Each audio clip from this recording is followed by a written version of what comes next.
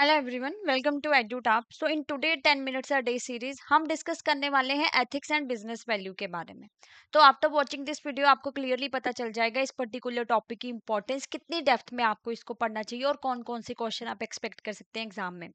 अगर आप जैब एग्जामिनेशन की प्रिपरेशन कर रहे हैं ना, तो you should have a fair idea of previous year questions, most important topic and important MCQs, क्योंकि इनकी वजह से जो है आपको रियल एग्जाम का पैटर्न पता चलता है। हाई वेटेज के टॉपिक का आप बिल्कुल प्रॉपरली यूज कर सकते हैं, क्योंकि since you have a less time and MCQs की वजह से आपकी प्रैक्टिस और बढ़ती है। तो इसका बहुत ही बढ़िया पीडीएफ डॉक्यूमेंट तैयार किया, डिस्क्रिप्शन बॉक्स में जाके आप फाइल को एक्सेस कर सकते हैं। तो चलिए स्टार्ट करें विद आवर टुडेस टॉपिक। तो आज हमने बात करनी है एथिक्स एंड बिजनेस वैल्यू के बारे में। देखो, क्या रोल रहता है बिजनेस एथिक का एंड वैल्यूज का। बिजनेस एथिक क्या होते हैं? एथिक के बारे में हमने डिस्कस किया था कि ये हमें बताते हैं राइट और रॉन्ग, क्या राइट है, क्या सही है, क्या गलत है बिजनेस के प्रोफेशनल सेटिंग्स में। ठीक है। तो बिजनेस एथिक क्या होता है? ये पॉलिसीज हैं जो गाइड करती है behaviour of corporate entities, specially regarding controversial subjects. Controversial subjects क्या हो सकते हैं? जैसे मान लीजिए कोई फार्मास्यूटिकल कंपनी है या कोई मेडिकल लाइन में कंपनी है, अब वो एनिमल टेस्टिंग करना चाहते हैं या उनको करनी पड़ती है मेडिसिन को लेके, क्योंकि मार्केट में लॉन्च होने से पहले तो एनिमल टेस्टिंग की जाती है। अब कंपनी एथिकली किस तरीके से बिहेव करेगी इन मैटर्स में।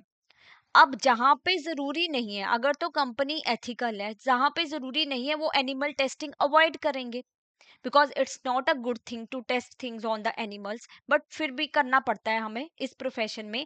जहां पे रिक्वायर्ड नहीं है एनिमल टेस्टिंग की, वहां पे वो अवॉइड करेंगे। जहां पे बहुत मैंडेटरी कंडीशन है, वहां पे उनको करनी पड़ेगी। तो ये पॉलिसीज होती है कि कैसे आपको एक कंट्रोवर्शियल सब्जेक्ट्स में डील करना है, किस तरीके से हैंडल करना है। अब मान लीजिए बैंक में ऐसे हो सकता है कि आपको अपने कॉम्पिटिटर का डाटा मिल रहा है इलीगल वे से, कि उनकी आगे क्या स्ट्रेटेजीज होनी चाहिए। तो बिजनेस एथिक आपको यहाँ पे गाइड करेंगे कि आपको वो प्रैक्टिसेस फॉलो नहीं करनी है फॉर सम गेन। तो ये हमें बिजनेस एथिक ही बताएंगे। तो बिजनेस एथिक क्या होते हैं? प्रिस्क्राइब्ड कोड ऑफ कंडक्ट है फॉर बिजनेस। ये सेट ऑफ गाइडलाइंस है for dealing with various procedure ethically. कब किस सिचुएशन में हम कैसे डील करेंगे, हमें ब्राइब नहीं लेनी है, हमें कस्टमर को मैनिपुलेट नहीं करना है। तो ये सब हमें बिजनेस एथिक ही सिखाते हैं। अब बात करते हैं बिजनेस वैल्यू की। जैसे वैल्यूज कुछ पर्सनल होती है ना, अगर हमने वैल्यूज को डिस्कस किया था कि पर्सनल बिलीफ है कि आपके लिए क्या चीज इंपॉर्टेंट है। तो बिजनेस के पॉइंट ऑफ व्यू से बिजनेस वैल्यूज क्या होते हैं? ये कोर प्रिंसिपल्स हैं और स्टैंडर्ड्स हैं जो गाइड करते हैं कि बिजनेस कैसे करना चाहिए, influencing the organisational culture and action. जैसे एग्जांपल से समझते हैं, फ्लिपकार्ट का नाम तो आप सबने सुना होगा। फ्लिपकार्ट क्या है? एक कंपनी है, ऑनलाइन प्लेटफॉर्म है। अब देखो, इनकी रिटर्न पॉलिसी अच्छी है कि आप, कई कस्टमर क्या करते हैं ना, अनएथिकल वे में प्रोडक्ट कुछ और रिसीव करते हैं और बोल देंगे कि वो खराब है और कुछ और ही रिटर्न कर देंगे जो उनके पास पड़ा होता है। तो इस सिनेरियो में भी फ्लिपकार्ट जो है अपनी रिटर्न पॉलिसी जो एथिकल वे में ही करते हैं, क्योंकि इनकी वैल्यू क्या है कि कस्टमर प्रेफरेंस, कस्टमर को इंपॉर्टेंस देना, वो इनकी वैल्यू में आता है। तो इसलिए इन्होंने अपनी पॉलिसी जो है ये एथिकल रखी हुई है। ठीक है। अब जजमेंट क्या कि एक्शन एथिकल है और नहीं है, ये डिपेंड करता है views of investor, customer and interest groups.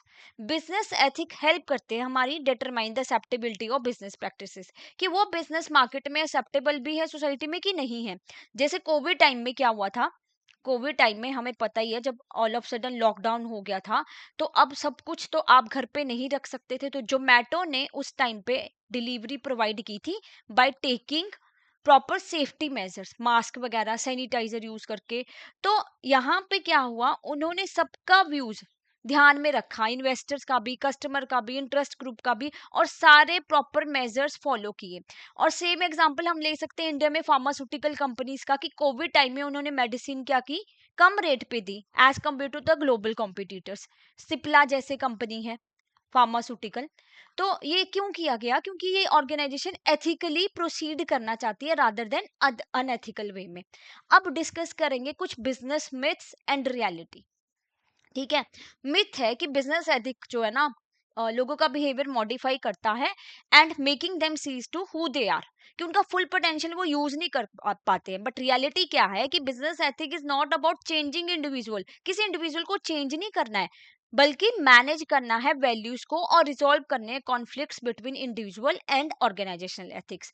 अब इंडिविजुअल का जो गोल है या मेन वैल्यू है वो ये हो सकती है कि उसको ऑनेस्टली काम करना है, उसको झूठ नहीं बोलना। अगर ऑर्गेनाइजेशन इस चीज पे स्ट्रेस कर दे कि सेल टारगेट्स के लिए थोड़ा बहुत मैनिपुलेट कर लो तो वो कॉन्फ्लिक्ट हो जाएगा।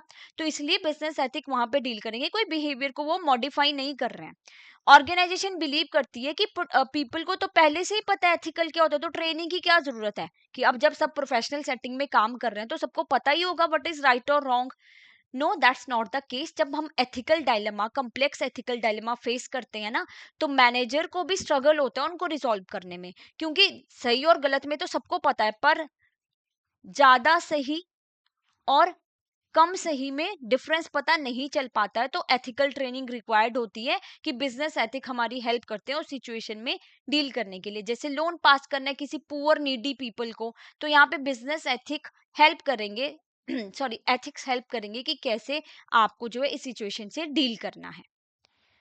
अब एक और मिथ है कि कुछ लोग डिनाई करते हैं कि business ethic determine how organisation should operate. ये एक फैशन ही है, जस्ट आया थोड़े टाइम के लिए, क्योंकि बिजनेस का तो मेन मोटिव होता है प्रॉफिट अर्न करना, तो एथिक्स का क्या काम है। बट रियलिटी क्या है कि बिजनेस एथिक बहुत सिग्निफिकेंट रोल प्ले करते हैं डेली ऑपरेशंस में और हेल्प करते हैं मैनेजर को इन मेकिंग एथिकल डिसीजन। ठीक है, अब ये नहीं है कि ये जस्ट फैशन है कि अगर आप एथिकल ऑर्गेनाइजेशन हो तो देखो ग्लोबल फाइनेंशियल क्राइसिस हुआ वो एथिक्स की वजह से ही हुआ था, सत्यम स्कैम हुआ था आपका। ठीक है, ये भी एथिकल प्रैक्टिसेस फॉलो करने की वजह से ही हुआ था, कि नहीं फॉलो की तो स्कैम्स में कन्वर्ट हो गए, इतने बड़े बड़े स्कैम्स आ गए।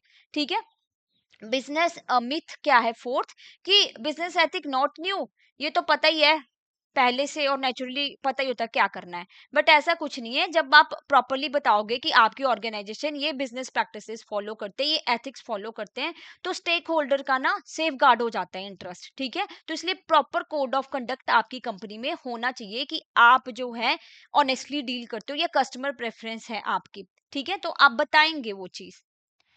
और बिजनेस मिथ है फिफ्थ की business ethic is only about good manager making right decision और bad manager making unethical decision.